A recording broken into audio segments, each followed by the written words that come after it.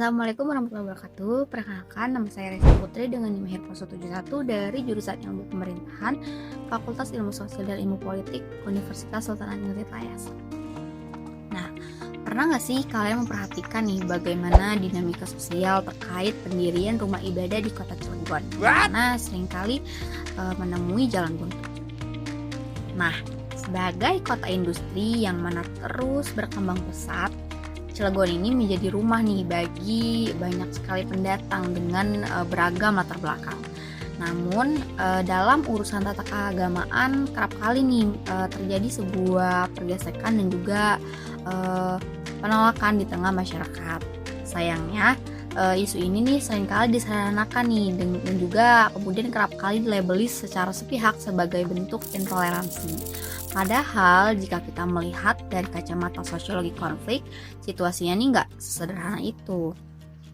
Nah, jika kita bedah dengan kepala dingin, penolakan dari sebagian masyarakat lokal ini sebenarnya bisa kita pahami nih sebagai sebuah pilihan rasional atau rational choice.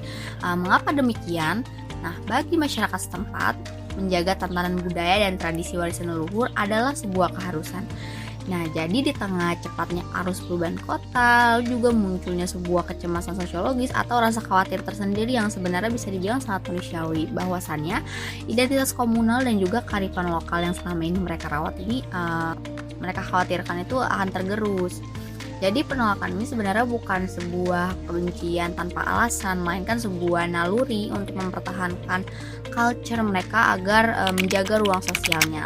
Nah, di saat yang bersamaan juga saudara-saudara kita dari kelompok minoritas juga secara rasional nih sama-sama sedang berupaya memenuhi hak dasar mereka melalui jalur hukum dan juga perizinan yang sah dari negara. Nah, inilah yang disebut sebagai benturan kepentingan atau yang di dalam teori Paul Weiher dan juga Bartos ini dinamakan incompatible goals.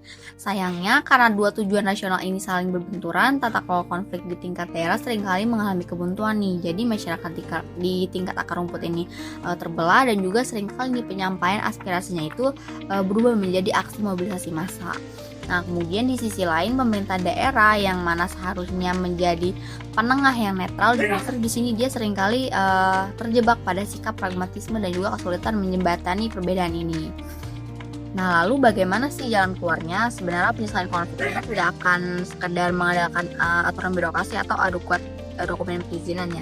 Strategi resolusinya adalah pemerintah daerah bersama tokoh agama dan juga Forum Kerukunan Umat Beragama atau FKUB ini harus berani membuka kembali ruang dialog kultural yang tulus dari hati ke hati. Pemerintah harus memposisikan diri sebagai mediator yang benar-benar netral dan gak hanya nih menjadi pengurus formalitas kertas, tetapi juga mengurai kecemasan dari warga lokal sekaligus menjamin hak konstitusional warga minoritas. Nah, sebagai penutup, kita harus menyadari nih bahwasannya keberadaan konflik dalam masyarakat yang majemuk adalah sebuah keniscayaan sosiologis yang tidak dapat kita hindari. Namun, mari kita jadikan perbedaan tersebut sebagai ruang untuk berdialog dan juga bukan sebagai ancaman. Manajemen konflik tidak diciptakan untuk menekan perbedaan, melainkan untuk mengelola bagaimana agar polarisasi ini tidak berubah menjadi tindakan yang koersif dan merugikan. Mari sama-sama kita wujudkan tata kelola keberagaman yang adil dan saling mendengarkan serta menghargai hak-hak asasi sesama warga negara. Mungkin cukup penjelasan dari saya. Wassalamualaikum warahmatullahi wabarakatuh.